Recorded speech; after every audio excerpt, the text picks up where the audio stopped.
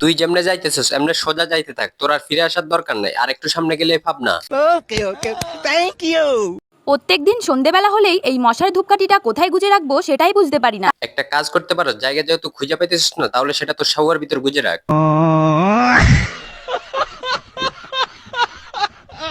It hurts. না ভাই ঠিকই আছে, আমরা যেহেতু বাইসে আছি আমাদেরকে তো এসবই দেখতে হবে, আমাদের আর বেঁচে থাকার তো কোনো অধিকারই নাই। সব বুড়া কাকুরা জিতে নিতেছে আর আমরা এসব হাতের কাজ করতেছি। শোনা গো আমার আল পাকনাদের জন্য আসলে কিছু ভিডিও না বানালে না। তোমরা দুইজনে যদি দুইটা পাঞ্চ মেরে আমাকে নক আউট করতে পারো, তোমরা আজকে যা খাইতে বলবো তা খাওয়াবো। ভাই বিশ্বাস করেন, ওদের এই ঘুষির স্পিডের থেকে আমার পাদের স্পিড আরো বেশি জোরে।